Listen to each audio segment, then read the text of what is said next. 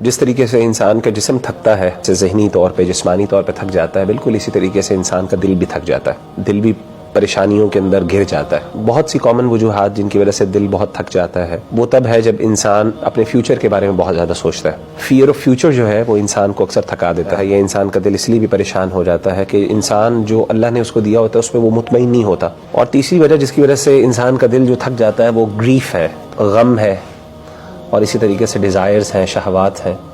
یہ جب کثرت سے انسان کے دل کے اوپر وارد ہوتی ہیں، بار بار انسان کے دل پر حملہ ہوتا ہے، تو اس وقت انسان کا دل جو ہے وہ بہت تھک جاتا ہے۔ یہ جو غم ہے اور دل کے غم ہے اور دل کا بوجھ ہے اور دل کا اطمینان نہ ہونا، سکون نہ ہونا، یہ صرف ہمیں نہیں ہوتا، یہ صحابہ کو بھی ہوتا تھا، اور یہ ہر دور میں ہر جو ہے نیک لوگوں کو بھی ہوتا رہا، اور ظاہر ہے جو اللہ سے دور لوگ ہیں ان کو بھی ہوتا رہا۔ تو اللہ کے رسول صلی اللہ علیہ وسلم نے کہا یا ابا امامہ، کہ اے ابو امامہ، کیا ایسی چیز ہے، کیا ایسی پریشانی ہے تمہیں جس کی وجہ سے تم مسجد میں ایسے وقت میں ہو جو وقت نماز کا نہیں؟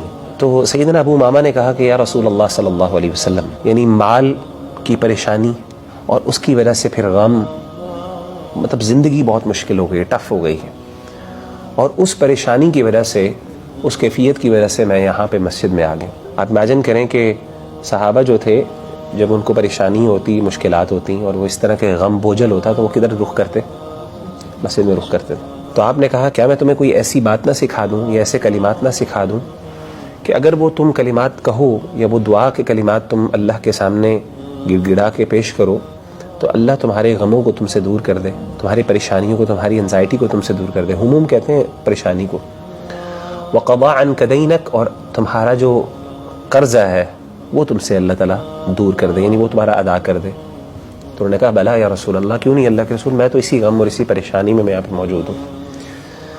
آپ صلی اللہ علیہ وسلم نے فرمایا اذا اصبحت و اذا امسیت، جب بھی تم صبح کرو یا شام کرو، یعنی صبح اور شام کے اذکار کے اندر ایک بندے کو دعا پڑھنی چاہیے، وہ نبی صلی اللہ علیہ وسلم نے لکھا، اور وہ کیا تھی؟ آپ نے فرمایا اللہم انی اعوذ بک من الہم والحزن، اے اللہ میں تیری پناہ میں آتا ہوں ہم سے اور حزن سے۔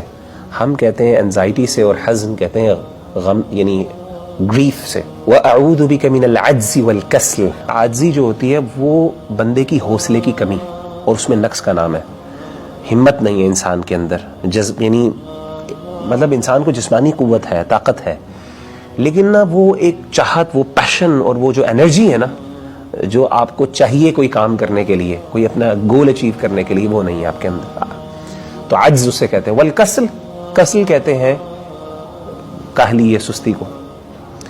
وَأَعُوذُ بِكَ مِنَ الْجُبْنِ وَالْبُخْلِ، اور اللہ میں تیری پناہ میں آتا ہوں جبن اور بخل سے۔ وَأَعُوذُ بِكَ مِنْ غَلَبَةِ الدَّيْنِ وَقَهْرِ الرِّجَالِ، اور اللہ میں تیرے پناہ میں آتا ہوں قرضے کے غلبے سے، وقہر الرجال، اور لوگوں کے قہر سے، مردوں کے قہر سے، یعنی دشمن کے قہر سے اور اس کی زیادتی سے۔ تو کہتے ہیں کہ میں نے یہ دعائیں پڑھنا شروع کی صبح شام تو اللہ تعالیٰ نے مجھ سے یہ دونوں چیزیں دور کر دیں۔ آپ دیکھیں کہ نبی صلی اللہ علیہ وسلم، یہ ایک روحانی، یہ دل جب بھاری ہو، پریشان ہو، یعنی انزائٹی نہ جا رہی ہو، اس طرح کے حالت میں ہو، انسان کو سمجھ نہ آ رہی، انسان کو نا بازو کا نکالنے کی ضرورت پڑتی ہے۔ کہاں پہ نکالنے؟ کوئی جگہ بھی نہیں مل رہی ہوتی، غصہ بھی نہیں نکال سکتے کسی۔